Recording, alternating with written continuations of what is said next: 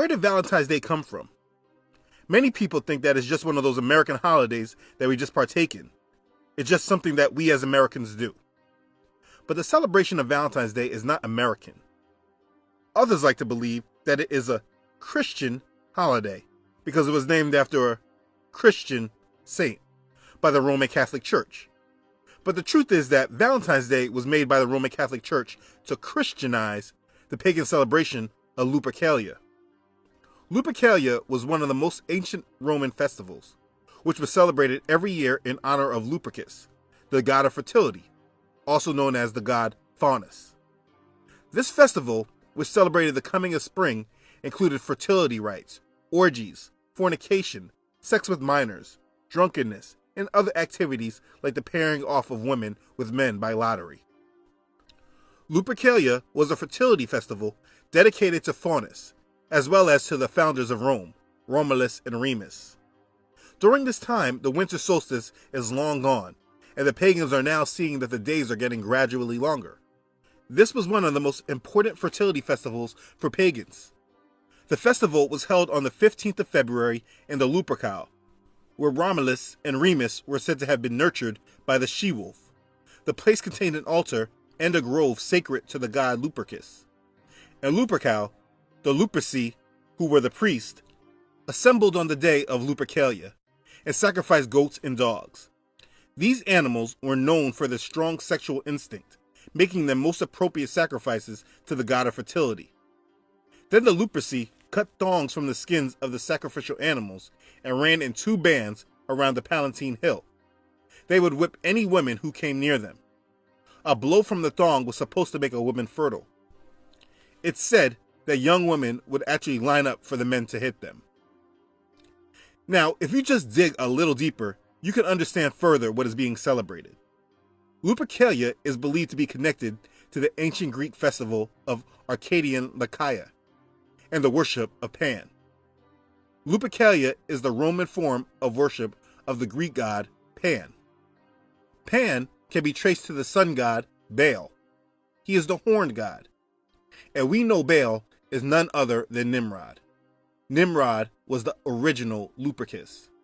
The Lupercalia, the festival of the Romans held during the time we know today as Valentine's Day, was a festival to honor Nimrod, just in this Roman form. This is paganism.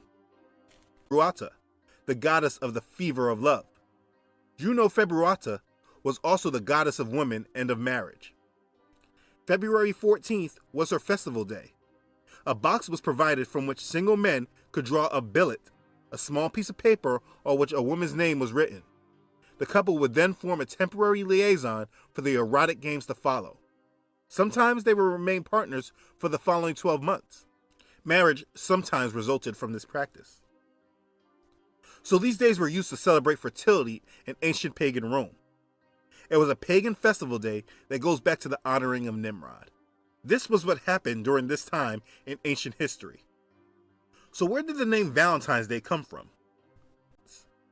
According to one story, Roman Emperor Claudius II imposed a ban on marriages because too many young men were dodging the draft by getting married. At that time, only single men had to enter the army.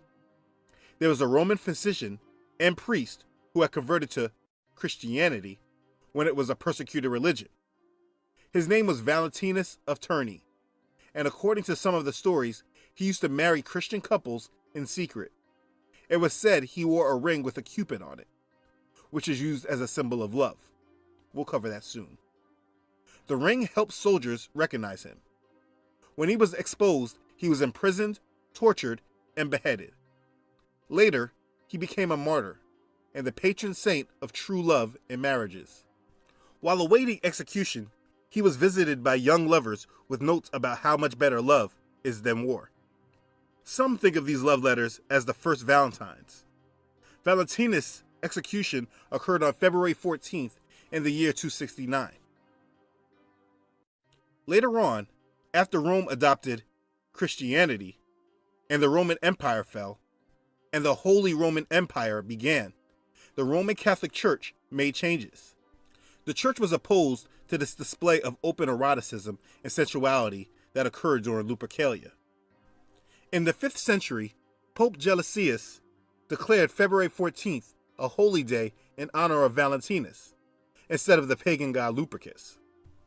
As with most non-biblical customs found in the church today, Lupercalia was simply given a Christian-sounding name and adopted into the Universal Catholic Church.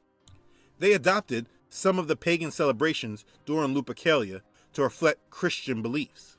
For example, as part of the Juno Feberata ritual, instead of pulling girls' names from boxes, both boys and girls chose the names of martyred saints from a box.